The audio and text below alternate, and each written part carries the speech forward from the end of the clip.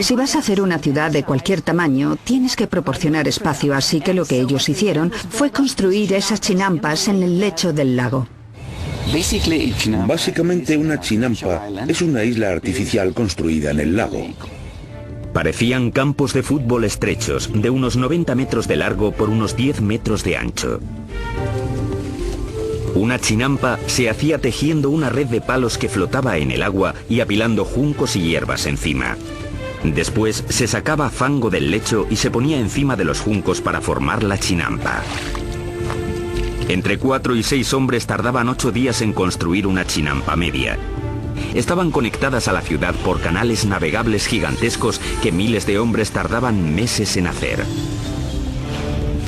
Una chinampa como esta podía producir hasta 7 cosechas al año, mientras que un agricultor en tierra firme podía cosechar 1, 2 o quizá 3 veces como mucho. Cuando una cosecha estaba lista para que la recogieran en una chinampa, los brotes de la siguiente ya estaban saliendo del fango que estaba extendido en un barco adyacente a la chinampa.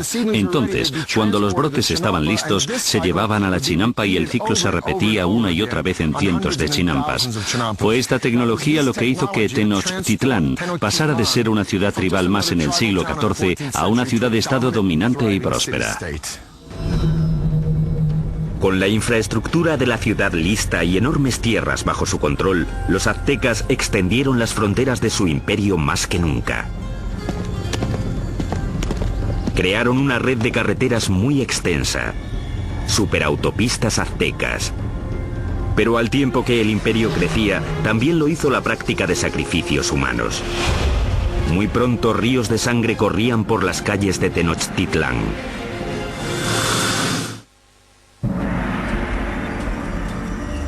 Hoy, Tenochtitlán, la capital del imperio azteca, ha desaparecido, enterrada bajo la actual Ciudad de México. Pero hace 700 años era una capital brillante en ascenso, construida por ingenieros avanzados y liderada por emperadores exuberantes. A finales del siglo XV, la demografía azteca había explotado. Su siguiente gran emperador lanzaría una serie de conquistas que competirían con cualquiera de la historia. Se llamaba Ahuizotl y demostraría que era incluso mejor guerrero que su abuelo, Moctezuma. Para el año 1502, Ahuizotl había conquistado territorios desde la costa pacífica de México y había conseguido que el imperio llegara muy al sur, a Guatemala. Su reinado fue como una edad de oro.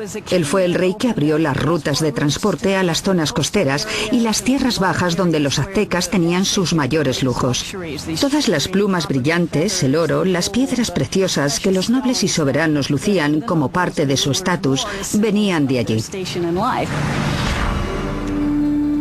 Para transportar riquezas al corazón del imperio, los aztecas construyeron una red de superautopistas que cruzaban México central.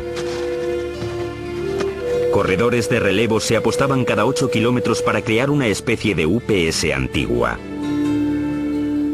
Se podían enviar mensajes o bienes desde la costa del Golfo hasta Tenochtitlán, a 320 kilómetros en solo 24 horas, más rápido que el servicio postal actual.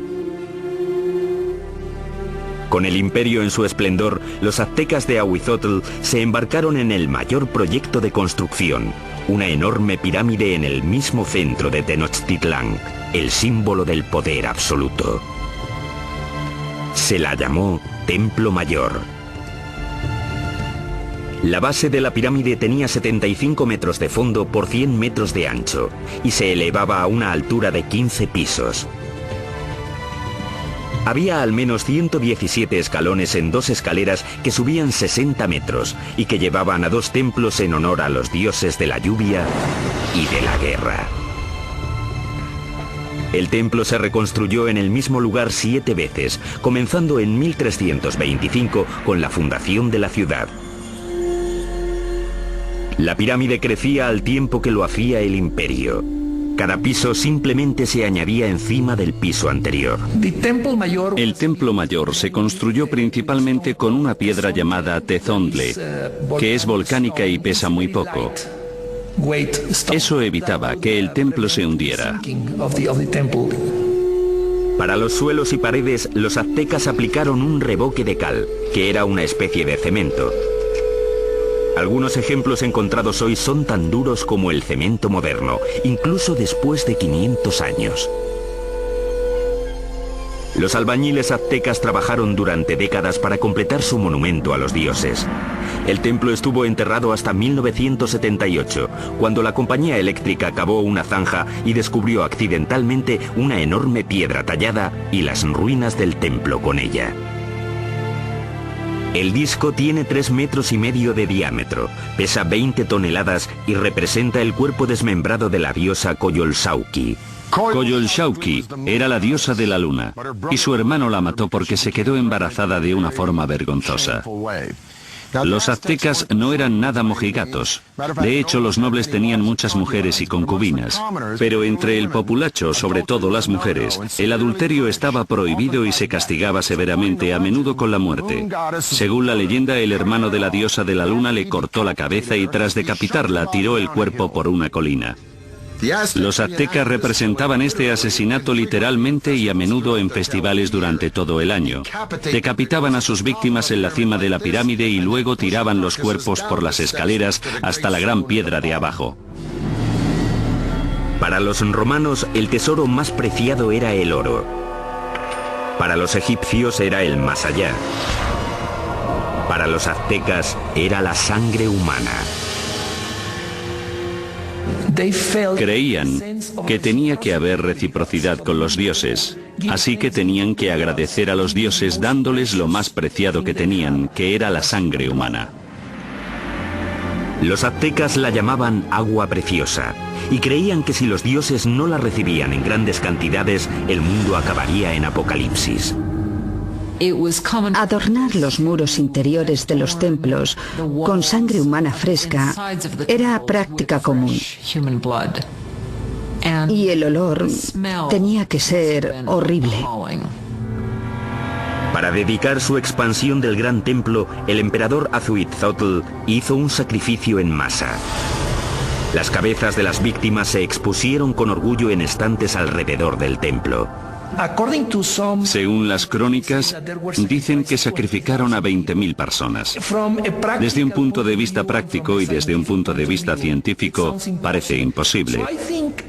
Así que creo que la crónica, que la escribieron fuentes españolas, quería decir que a sus ojos había muchos. Durante el reinado de Azuitzotl, las sangrías se dispararon. La vida en Tenochtitlán se convirtió en una orgía de muerte. Llevaban tanto a amigos como a enemigos para presenciar los sacrificios. Siempre eran sacrificios rituales, siempre son eventos, pero también eran declaraciones políticas, una forma de intimidación. En el momento de la muerte de Azuitzotl, los aztecas habían institucionalizado los sacrificios y habían convertido los asesinatos en el campo de batalla en un arte. Eran los guerreros más feroces de América, una élite que tendría un espectacular templo dedicado. Pero ni siquiera ellos estaban preparados para la guerra de los mundos que les iba a caer encima.